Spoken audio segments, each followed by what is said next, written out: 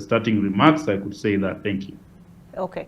Kevin, what do you make of the list of demands? Because I don't see it happening in 14 days. How realistic a deadline is that? Because now we're already on day what? That was the third.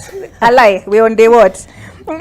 Why Let me check my calendar. No, I'm not being pessimistic, because when I look at that list of demands, it would require different players to come in. But let me not put words in your mouth, Kevin. Your thoughts? I'm sorry to say this to my very good friends, but those demands are really far-fetched. Considering the political economy, if you look at the context within which Kenyans are operating in right now, cost of living issues, the government is almost engaging in austerity measures, particularly to want to generate revenue or look for money to pay for debts. And when I say government, it means national government, because now we have 48 governments, one national government and then the 47 county governments. But all these fundings come from the national government.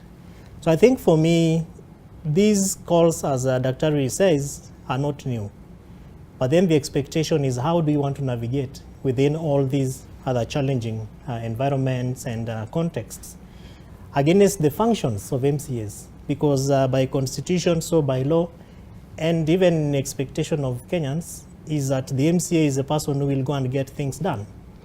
But then the constitution basically puts you in a box and says that you cannot be able to implement or agitate for any other resources other than exercising oversight and appropriating that budget.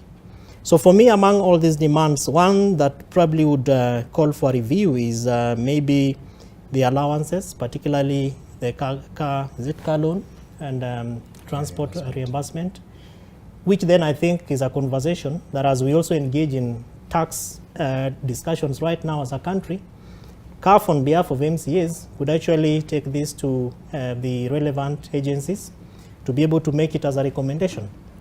That you cannot be able to double tax MCAs for you to meet your tax obligations or tax demands. But other issues, I think, may not see light of day.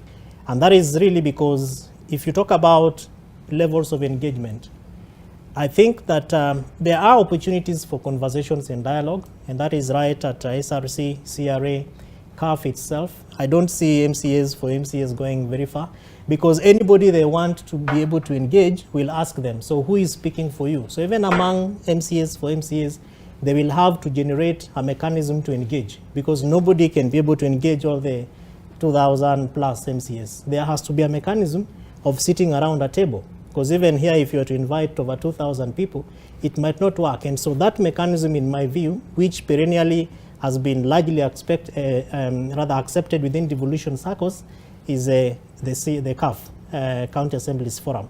So you talk about legislative summits, MCAs don't speak for themselves. It is CAF that speaks on behalf of MCAs. You go to the devolution conferences, it is CAF actually that represents MCAs. And even at the devolution donor roundtables, in case CAF has, in case MCAs have issues that they would seek for partnership conversations or negotiations, it is normally CAF. But I think that maybe there is some bit of discomfort in the manner in which CAF has played itself in terms of representing MCAs and their issues. Hence now the clamor and the desire to want to have another mechanism to engage. But I think if we were to be very honest among ourselves as Kenyans, MCAs and devolution lovers, I don't think that even in the eyes of Kenyans, the calls by MCAs will meet light of day. Olive. Yes, Robert. I would ask this, that next time if you call such a forum, please call forums who, bring experts who have actually reviewed the substance of the argument. Because you know what they are trying to do? They're using their emotions to respond, and they're not querying what you are actually asking for. Can I query? Listen, yeah. So what you are demanding is actually 90% for Kenyans. It's not for individual MCAs.